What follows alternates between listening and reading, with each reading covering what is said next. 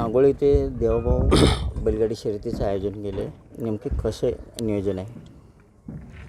राज्याचे लाडके मुख्यमंत्री माननीय देवाभाऊंचा वाढदिवस 22 तारखेला झाला आणि अखंड राज्यामध्ये रक्तदान शिबिर भाजपा कार्यकर्त्यांच्या माध्यमातून घेण्यात आली आणि रेकॉर्ड ब्रेक रक्तदान गोळा करण्यात आलेला आहे.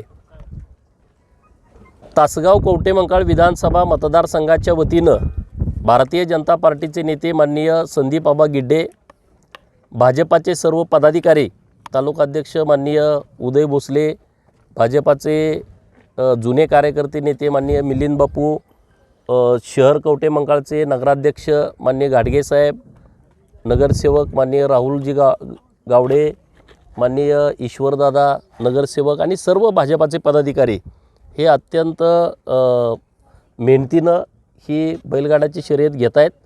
देवाभाऊ केसरी असं या स्पर्धेचं आयोजन केलेलं आहे आणि बैलगाडी म्हटलं तर तुम्हाला माहीत आहे की लाखो लोक या खेळावरती प्रेम करतात आणि मध्ये 12 वर्ष बैलगाडा शर्यती बंद होत्या आणि ज्यांच्यामुळं या बैलगाडा शर्यती चालू झालेल्या आहेत ते आहेत देवाभाऊ आणि म्हणून त्यांच्या वाढदिवसाच्या निमित्तानं एक भव्य मैदानाचं आयोजन हे नांगोळे गावामध्ये केलेलं आहे आणि नांगोळे गावाची स्पर्धा ही नेहमी या सर्व बैलगाडी मालकांना आकर्षित करते आणि त्यामुळं किमान लाखोच्या संख्येनं लोक या बैलगाडा शर्यतीला येणार आहेत.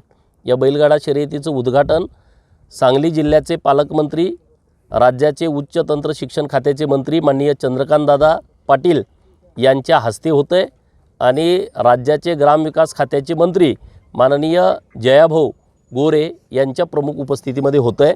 तर आजूबाजूच्या परिसरातील सर्व बैलगाडा चालक, मालक, शेतकऱ्यांना आमचं आव्हान आहे की मोठ्या संख्येनं तुम्ही या शर्यतीला उपस्थित राहावं. मी संदीप गिड्डे पाटील, प्रवर्तक राजमाता शर्यत संघ नांगोळे. 7 वर्ष टोटल बंदीचा कालावधी उलटल्यानंतर सर्वोच्च न्यायालयाने त्या ठिकाणी इंट्रीम परवानगी बैलगाडी शर्यतींना दिलेली होती. त्यावेळेला राज्यामध्ये सर्वोच्च न्यायालयाच्या बंदीनंतर पहिली बैलगाडी शर्यत जी आहे ती बैलगाडी शर्यत याच मैदानावरती नांगोळेमध्ये आयोजित करण्यात आली.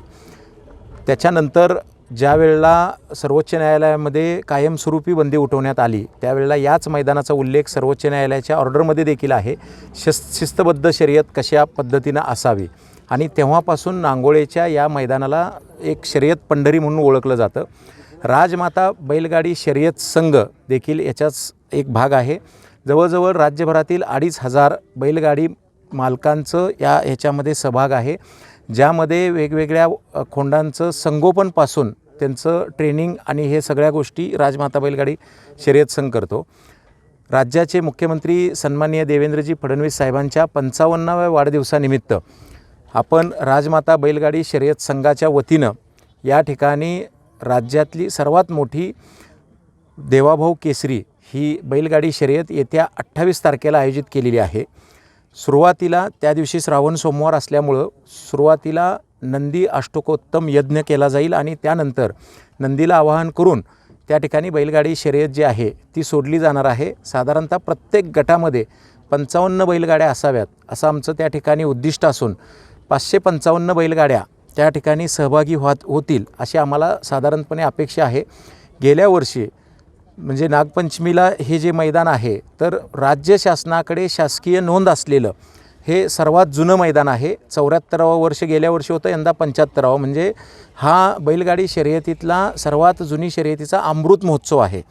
75वं वर्ष ह्या बैलगाडी शर्यतीला पूर्ण होतं आहे.